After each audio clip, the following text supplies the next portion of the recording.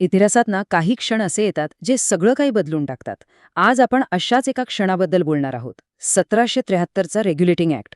जरा विचार करा, ब्रिटिश सरकारने जगातल्या सगळ्यात पॉवरफुल कंपन्यांपैकी एक ईस्ट इंडिया कंपनीची लगाम पहिल्यांदाच आपल्या हातात घेण्याचा प्रयत्न केला. हा फक्त एका कंपनीला वाचवण्याचा निर्णय नव्हता, नाही, ही तर एका साम्राज्याच्या सुरुवातीची गोष्ट होती. हे ऐकायला थोडं विचित्र वाटेल, पण हे खरं आहे. एक कंपनी जिची भारतात स्वतःची आर्मी होती, जी करोडोंचा व्यवहार करायची. ती कंपनी अचानक दिवाळखोरीच्या उंबरठ्यावर होती. ईस्ट इंडिया कंपनीकडे सत्ता तर अफाट होती, पण तिचा खजिना मात्र रिकामा व्हायला लागला होता. आणि याचमुळे इतिहासात एक मोठा प्रश्न उभा राहिला. एक अशी खाजगी कंपनी जी नियंत्रणाबाहेर गेली होती, एका देशापेक्षाही मोठी झाली होती, तिला ब्रिटिश सरकार कायद्याच्या चौकटीत आणू शकणार होतं का? चला तर मग याच प्रश्नाच्या मुळाशी जाऊया. तर मग ह्या कायद्याची गरज नेमकी का पडली? हे समजून घेण्यासाठी आपल्याला त्यावेळच्या परिस्थितीत डोकावून बघावं लागेल.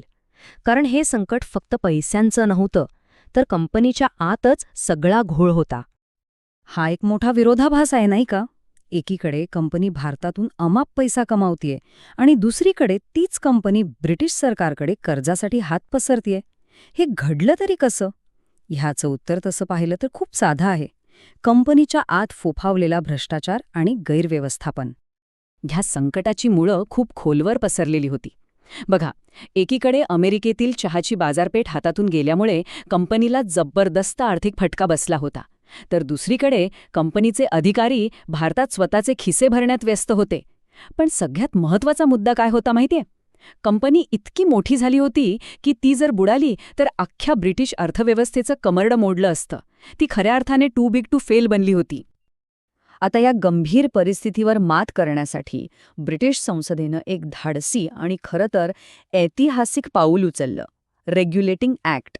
इतिहासात असं पहिल्यांदाच घडत होतं की सरकार थेट एका प्रायव्हेट कंपनीच्या कारभारात हस्तक्षेप करत होतं. ही एक अभूतपूर्व घटना होती, यात शंकाच नाही. आणि या कायद्याचं अधिकृत नाव ऐकलं ना तर त्याच्या मागचा उद्देश लगेच कळेल. किती मोठा आणि सविस्तर आहे बघा. ईस्ट इंडिया कंपनीच्या भारतातील तसेच युरोपमधील कारभाराच्या उत्तम व्यवस्थापनासाठी काही नियम स्थापित करण्यासाठीचा कायदा. या नावातूनच कळतं की हा कायदा किती गंभीर आणि व्यापक होता. तर मग या कायद्याने भारतात नक्की कोणते बदल घडवले? त्यांनी कंपनीच्या राजवटीचा चेहरामोहरा कसा बदलला? चला पाहूया. सगळ्यात मोठा बदल म्हणजे गव्हर्नर पदाचा. बेंगॉलच्या गव्हर्नरला आता गव्हर्नर जनरल बनवण्यात आलं. याचा अर्थ काय? तर तो आता मुंबई आणि मद्रासच्या गव्हर्नरांचाही बॉस होता. आणि लॉर्ड वॉरन हेस्टिंग्ज हे पहिले गव्हर्नर जनरल बनले. हे सत्तेच्या केंद्रीकरणाच्या दिशेने टाकलेलं एक मोठं पाऊल होतं. पण गव्हर्नर जनरलला मनमानी करता येऊ नये यासाठी एक सोय केली होती. त्याला मदत करण्यासाठी आणि त्याच्यावर नियंत्रण ठेवण्यासाठी 4 सदस्यांची एक कार्यकारी परिषद नेमण्यात आली. या परिषदेत नागरी आणि लष्करी दोन्ही क्षेत्रांतील प्रतिनिधी होते. प्रशासनासोबतच कायद्याचं राज्य आणण्यासाठी सुद्धा एक मोठी सुधारणा केली गेली. कलकत्त्याला एक सुप्रीम कोर्ट स्थापन करण्यात आलं. यात एक सरन्यायाधीश आणि 3 इतर न्यायाधीश होते. याचा मुख्य उद्देश ब्रिटिश नागरिकांना ब्रिटिश कायद्यानुसार न्याय देणं हा होता. पण या एका निर्णयामुळे पुढे इतका गोंधळ होणार होता की विचारायची सोय नाही. या बदलांमुळे भारताचा कारभार अक्षरशः बदलून गेला. आधी काय होतं? बंगाल, मुंबई आणि मद्रास हे तिघंही आपापल्या परीने काम करायचे. आता काय झालं? बंगालच्या गव्हर्नर जनरलच्या रूपात एक केंद्रीय सत्ता आली. आधी कायद्याची कोणतीही ठरलेली व्यवस्था नव्हती. आता सुप्रीम कोर्ट आलं. कंपनीच्या मनमानी कारभारावर आता संसदेची नजर होती. आणि सगळ्यात महत्त्वाचं, अधिकाऱ्यांच्या खाजगी व्यापारावर म्हणजे भ्रष्टाचाराच्या मुख्य कारणावर बंदी घालण्यात आली.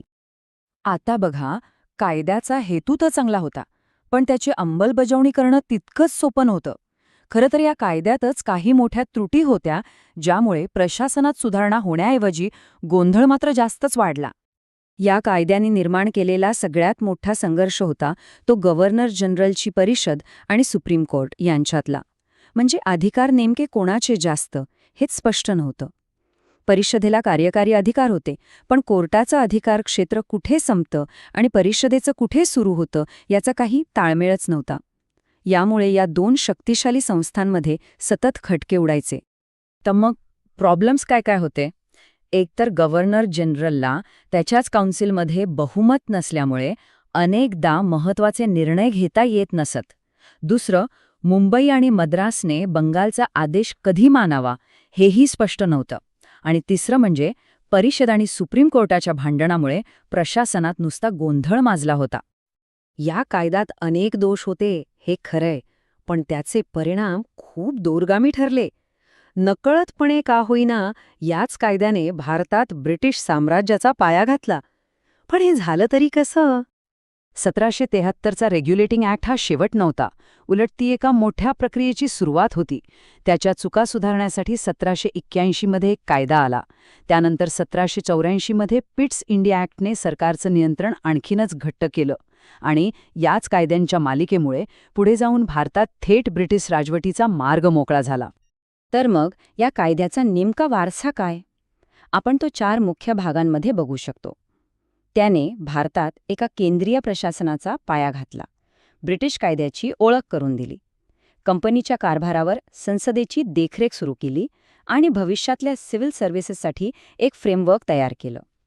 थोडक्यात सांगायचं झालं तर भारताच्या घटनात्मक विकासाची सुरुवात याच कायद्याने झाली.